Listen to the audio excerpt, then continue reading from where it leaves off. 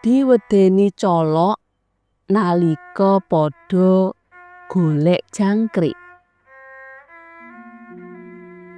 Bocah-bocah cilik senengane padha dolanan. Malah anggone padha dolanan mau usum-usuman. Upamane usum layangan, bocah cilik lanang wadon padha ngulukake layangan ana lapangan utawa sawah. Usum gambar, bocah-bocah cilik mau menawa diparingi sangu ora dienggo jajan panganan, nanging malah dienggo tuku gambar. Luwih-luwih gambar-gambar sing lagi ngetren. Upamane gambar Teletubbies, gambar bintang film sinetron, gambar robot, utawa gambar-gambar Smackdown. Ungsum nekeran, yen dolanan mesti padha sangu neker sepirang-pirang. Yen lagi ungsum uding, bocah-bocah wadon padha tuku karet gelang, dironce dawa banjur dienggo dolanan uding. Ungsum egrang, bocah-bocah cilik padha nangis nyuwun digawekake egrang déning bapake. Ungsum ular tangga, lagi mulih saka sekolah wae bocah-bocah cilik padha ngampiri kanca-kancane dijak dolanan ular tangga. Ungsum jangkrik, bocah-bocah cilik padha nyuwun dhuwit ibune dienggo tuku jangkrik. Kabeh mau padha ditindakake kanthi senenging ati.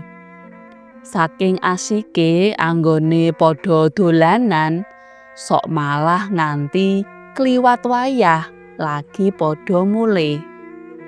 Utawa saking gayenge nganti lali ora maem dhisik.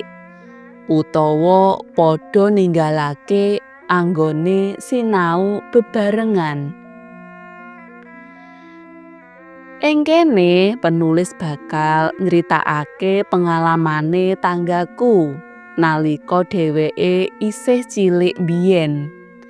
Sing saiki dheweke wis omah-omah lan makarya ing Batam. Sebut wae jenenge Sutris. Nalika isih cilik dheweke nakal banget. Awit dheweke anak lanang dhewe, sedulur cacah 5, sing 4 wadon kabeh. Mula Sutris mau awit cilik diugong lan dimanja simboke. Sauger njaluk apa wae mesti dituruti. Njaluk pit-pidral, njaluk dara sing njalari pating tlecek teleke. Njaluk marmut, kamangka ambune ora jamak.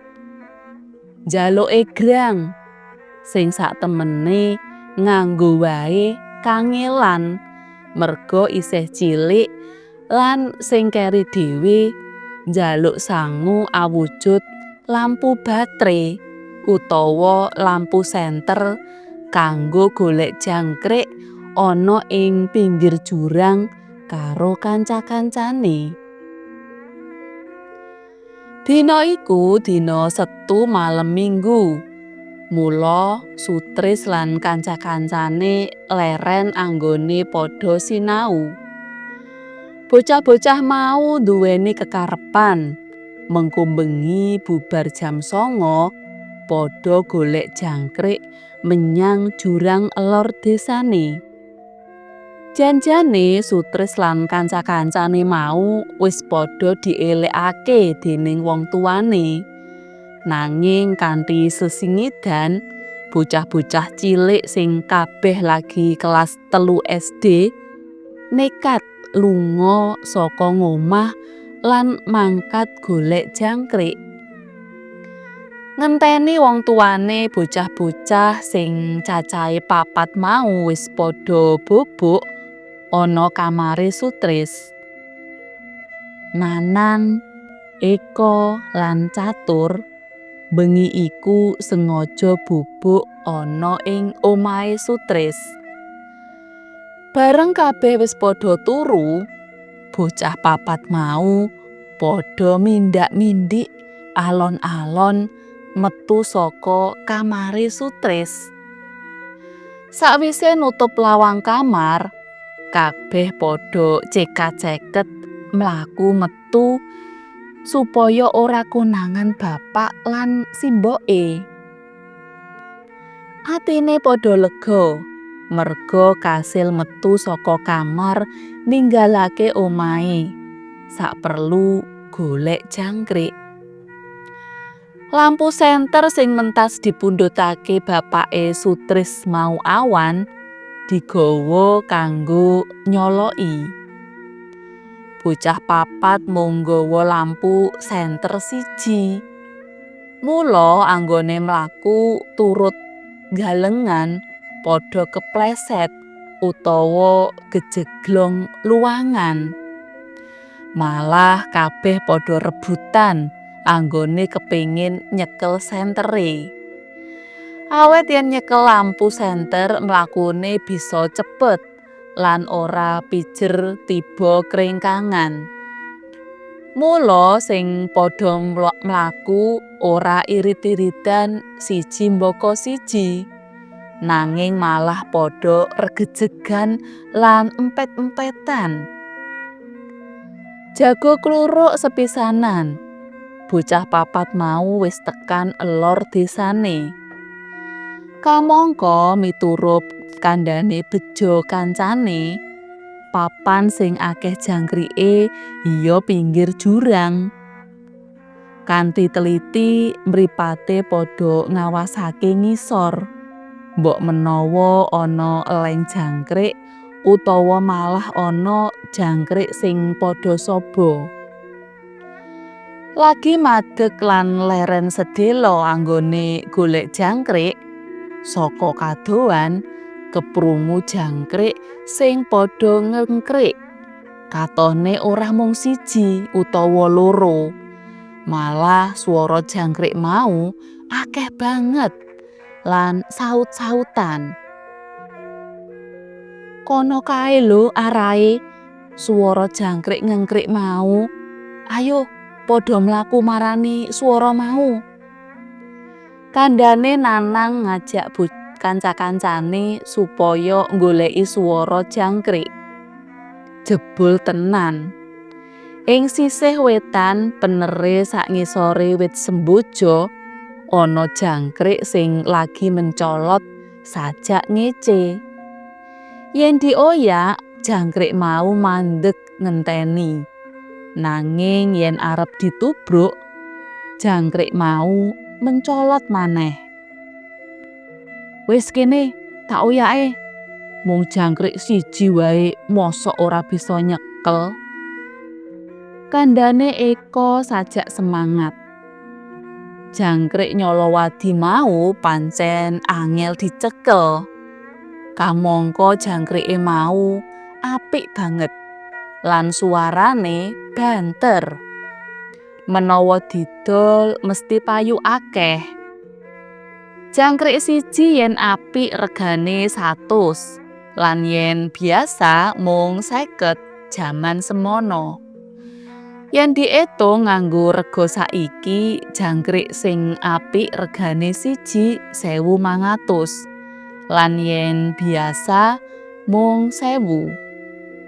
Mula weruh jangkrik apik mau kabeh padha kepingin nyekel. Sapa sing bisa nyekel ateges sing duweni hak kanggo ngedol sesuk awan. Yen perlu kabeh padha rebutan lan akeh-akehan golek jangkrik supaya sesuk awan entuk dhuwit akeh. Nanging nganti kesel anggone mlaku ngetutake jangkrik siji mau ora oleh asil. Swara jangkrik ngengkrik pancen akeh, nanging yen dicekel angel banget. Anggone padha golek jangkrik mau nganti kliwat wayah, ya iku nganti parak esuk. Kira-kira jam 3 bengi, rombongan bocah cilik mau anggone mlaku wis tekan elor wetan desa. Saya adoh anggone padha ngoyak jangkrik nganti ora krasa.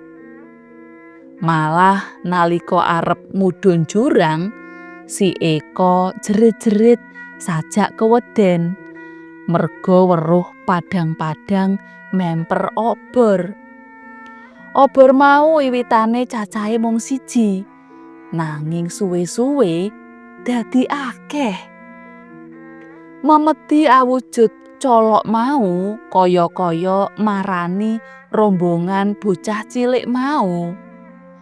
Bareng padha diwedeni memedi colok, bocah-bocah cilik mau padha mlayu nungsang jempalik ninggalake papan mau. Bola-bali anggone padha mlayu mau pijer tiba kringkangan saking wedine. Kabeh padha bengak-bengok njaluk tulung. Bejo bengi iku ana rombongan pemuda sing padha dines rondo. Nalika ana swara bengak-bengok saka kadowan, rombongan rondo mau padha mlayu marani arahe swara mau. Bareng wis cerak, bocah-bocah cilik mau padha kandha menawa dheweke mentas diwedeni colok. Mas Parman, aku wedi Mas. Aku mentas diwedeni colok nalika aku golek jangkrik ana jurang elor kono mau. Aku wedi tenan Mas. Aku terno mulih. Aku wedi banget. Kandhane Sutris karo menggeh-menggeh ambegane. Iya Mas, aku uga wedi. Memedi colok mau padha ngoyak. Dhisik dhewe cacahe mung siji, nanging suwe-suwe dadi akeh banget. Colok-colok mau ngoyak aku, rekat banget. Gila, dengkulku padha getiyen merga anggonku mlayu pijer tiba. Aku terno mulih Mas, aku selak wedi. Bocah-bocah cilik mau padha keweden lan njaluk tulung supaya diterake mulih. Tekan ngomahe Sutris jebul bapake wis ngadang ana ngarepan. Jan-jane bocah-bocah mau arep padha didukani. Nanging nalika nyawang praupane padha pucet merga keweden, anggone arep ndukani diwurungake. Sawise padha diwenehi ngombe banyu putih, bocah-bocah cilik mau padha crita menawa dheweke mentas diwedeni memedi awujud colok. Kabeh padha nyuwun pangapura marang bapake Sutris merga wis wani ninggalake omah lan lunga golek jangkrik ing tengah wengi. Kabeh padha ngakoni salahe lan ora bakal baleni tumindake maneh. Padha rungokno ya cah, papan sing kok nggo golek jangkrik mau sak temene wingit banget. Luwih-luwih papan cerak wit semboja ijen mau. Kretek kulon jurang mau kerep ana kacilakan lan nemahe tewas. Mula aja pisan-pisan padha mbaleni tumindakmu sing kleru mau. Ngendikane Pak Ahmad ngelekake.